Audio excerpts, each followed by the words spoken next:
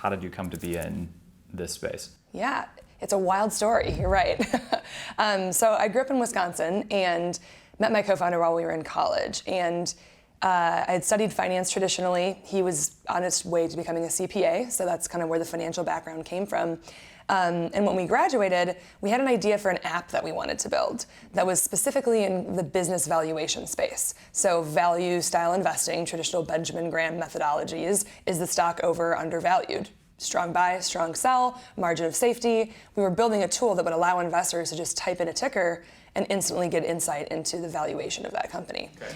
So this was kind of our dream. We wanted to build this app. And so we graduated, did the whole sleeping on a couch for a year thing, struggling, no money, fresh out of college, teaching ourselves how to program, which was quite a journey. I've been kicked out of the code base since then by my team, which is a blessing, but I got just dangerous enough to kind of get this app built. But in building a tool like that, or an app or a website, it's very data intensive. I'm sure a lot of people that are listening have built a DCF model before. It requires a lot of data to make those models run.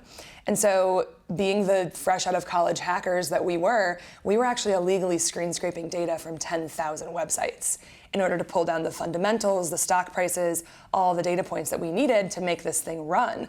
So obviously you can't launch a business that way.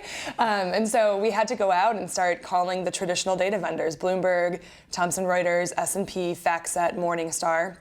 And the quotes that we got back for an early stage company were between $60,000 and $70,000 a month. Per data feed. Per data feed, just to get data into this app. And so when you think about a company like Goldman Sachs, they spend $400 million on data a year.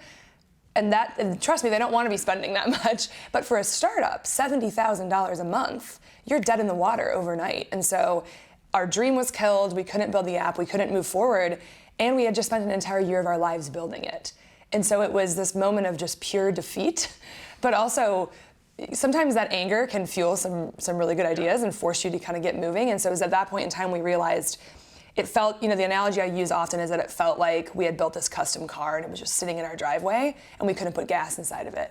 So you're just looking at it. You can't sell it, you can't do anything with it, you don't have the fuel that you need to get it out of the driveway. And so we were absolutely infuriated and said, well, maybe we should look at the gas industry instead. Maybe that's an angle here, everything that, the underlying data that anybody's gonna need to build an innovation in this space. And so that's when we kind of pivoted and started looking at that as a route to go down instead.